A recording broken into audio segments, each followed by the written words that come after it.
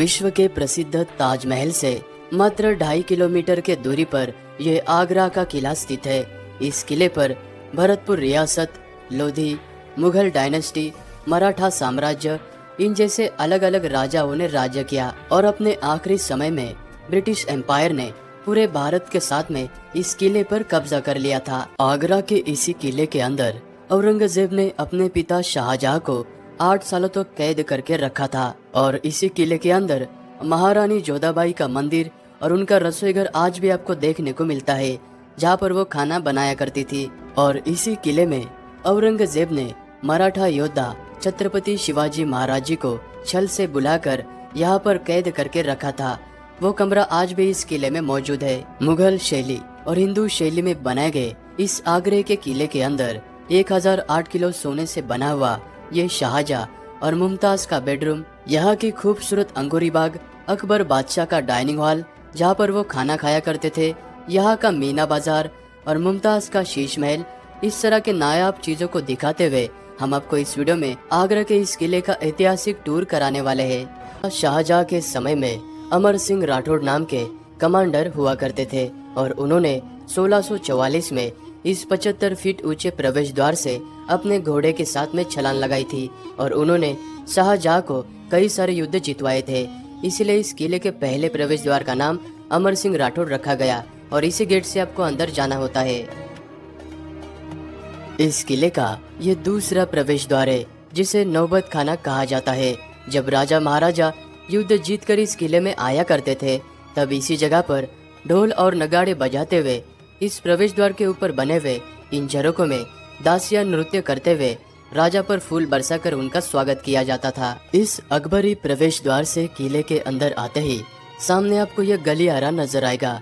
अगर गलती से दुश्मन की सेना इस किले में अंदर आ जाती है तो इसी जगह पर उनके ऊपर गरम गरम खोलता हुआ तेल और पानी और पत्थर के बड़े बड़े बोल्डर्स गिराए जाते थे।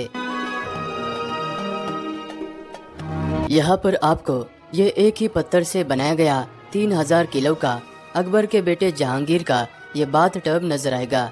इस स्नान कुंड को जहांगीर के मामा ने उनके पहले जन्मदिन पर इस पे हीरे और जवाहरात भरकर उनको गिफ्ट दिया था और इसी स्नान कुंड में दासिया जहांगीर को बचपन में स्नान कराया करती थी। और यहीं पर आपको इस किले का सबसे पहला महल राजस्थानी और हिंदू शैली में बना हुआ ये जहांगीर का महल नजर आएगा। इस महल को अकबर के द्वारा अपने बेटे के लिए बनाया गया था।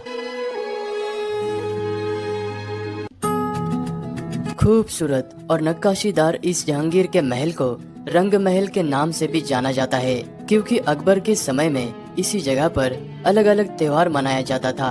ऊपर आपको ये जो छतरी नजर आ रही है, यहाँ पर बादशाह बैठा करते थे और ये जो आपको छतरी के नीचे आर्चनुमा झरोका नजर आ रहा है, यहाँ पर रानियां बैठा करती थी और बाकी सारी जगह पर दासियां बैठकर यहाँ पर चलने वाला नृत्य देखा करती थी। इसी महल के अंदर आपको ये महारानी जोधाबाई का मंदिर नजर आएगा।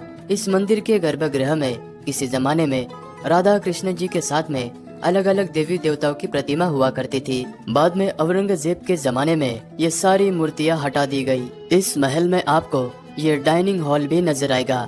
इसी जगह पर बादशाह अकबर बैठकर खाना खाया करते थे और इस डाइनिंग हॉल के पीछे की तरफ आपको ये प्रवेश द्वार नजर आएगा। इस दरवाजे के पीछे महारानी जोधाबाई का किचन है, जहाँ पर वो अपने हाथों से खाना बनाकर बादशाह को खिलाया करती थी। और सामने की तरफ आपको ये जहांगीर का बहुत ही बड़ा बेडरूम भी नजर आएगा। वो यहाँ पर रहा करते थे और जहांगीर को 7 से भी अधिक ज्यादा भाषा का नॉलेज था और उनको पढ़ाई में बहुत ज्यादा रुचि थी, तो उनके लिए बनाई गई यहाँ पर आपको लाइब्रेरी भी देखने को मिलेगी। किले के इस जगह को झरोका महल कहा जाता है, क्योंकि यहाँ पर आपको ये बहुत सारे झरोखे नजर आएंगे, जहाँ से ठंडी हवाएं किले के अंदर दाखिल होती है। इसी जगह पर आपको ये अद्भुत शाहजहानी महल नजर आएगा, क्योंकि इस महल की दीवारें अंदर से 2 फुट खोखली है और इस महल के छत पर पानी के वाटर टैंक बने हुए, जिनमें से पानी इन कमरों की दीवारों में भरा जाता था। और यहाँ पर आपको ये मैजिक विंडो नजर आएगी, जिसे बाहर से देखने पर ये खिड़की बंद नजर आती है, लेकिन जब आप अंदर जाकर देखते हो तो आपको ये खुले हुए नजर आती है। इस तरह की यहाँ की ये वेंटिलेशन सिस्टम है, जिसके जरिए इस शाहजहां महल को एसी से भी ज्यादा ठंडक मिलती थी और ये राजा का समर पैलेस हुआ करता था। समर पैलेस को देखने के बाद बाहर की तरफ आपको शाहजहां के 2 बेटियों में से छोटी बेटी रोशनारा का ये खूबसूरत पैलेस महल के ऊपर का हिस्सा सोने से बनाया गया था। लेकिन 1803 में अंग्रेजों ने ये सारा सोना लूट लिया और यहाँ पर ये पीतल लगवा दिया था। शाहजहां की मृत्यु हो जाने के बाद बड़ी बेटी जहांनारा ने इस खुफिया सुरंग के जरिए शाहजहां के शरीर को ले जाकर ताजमहल के अंदर मुमताज के पास में दफना दिया था। इसी जगह पर आपको ये शाहजहां और मुमताज का बेडरूम नजर आएगा, जिसे खास महल कहा जाता है। और ये वाला महल इस पूरे किले का सबसे महंगा महल है, क्योंकि इस किले के अंदर 108 किलो सोने का प्रयोग किया गया था। यहाँ पर आप ये जो निशान देख रहे, यहाँ पर सोने से फूल पत्तियां बनाई गई थी, जिस पर जेम्स स्टोन के साथ में हीरे जड़े हुए थे। सन 1803 में अंग्रेजों ने सारे किले को आग लगा दी और यहाँ से सोना पिघलाकर वो अपने साथ में लेकर गए थे। खास महल के ठीक सामने आपको ये खूबसूरत अंगूरी बाग नजर आएगी। जहांगीर को वाइन पीने का बहुत ही शौक था, तो मुगल काल में इस जगह पर दासियों के द्वारा जहांगीर के लिए अंगूर की खेती की जाती थी और अंगूर की खेती के लिए विशेष लगने वाली लाल मिट्टी कश्मीर से यहाँ पर मंगाई जाती थी। अंगूरी बाग के पास में आपको ये शाहजहां ने मुमताज के लिए बनाया हुआ खूबसूरत सा शीश महल नजर आएगा। ये शीश महल अंदर से बहुत ही बड़ा है और यहाँ पर आपको मुमताज का बाथटब, इस तरह के बहुत सारी चीजें देखने को मिलेगी। लेकिन लोग यहाँ के शीशे उखेड़ कर अपने साथ लेकर जाते थे, इस कारण से सरकार ने इसे स्थायी रूप से बंद कर दिया। जहांनारा पैलेस के पास में आपको ये शाहजहां की जेल नजर आएगी, जिसे मुसम्मन बुर्ज, शाह बुर्ज या फिर जैस्मिन टावर कहा जाता है। इसी जगह पर औरंगजेब ने अपने पिता शाहजहां को 8 सालों तक कैद करके रखा था, क्योंकि शाहजहां मुमताज के लिए व्हाइट ताजमहल बनाने के बाद में अपने खुद के लिए काला ताजमहल बनाना चाहते थे, जिसके लिए बहुत ज्यादा खर्चा होता और राज्य का खजाना खत्म हो जाता। इस कारण से उनको इस जगह पर कैद कर लिया गया था। इस जगह से लेकर ऊपर बने हुए मीना मस्जिद तक जाने की शाहजहां को अनुमति थी। वो इसी जगह पर घूम सकते थे। अपने बेगम के गम में डूबे हुए शाहजहां इस मुसम्मन बुर्ज के ऊपर आकर यहाँ से वो हर रोज हर वक्त ताजमहल को देखा करते थे और इसी मुसम्मन बुर्ज में उनकी मृत्यु हो गई थी। अभी हम आगरा के किले के सबसे ऊंचे जगह पर आ चुके हैं और यहाँ पर आपको ये बड़ा सा ग्राउंड नजर आएगा, जिसे मीना बाजार कहते हैं। मुगल काल के समय में इसी जगह पर मीना बाजार भरा करता था, जिसमें बाहर से व्यापारी आकर बहुत ही बेशकीमती चीजें बेचा करते थे।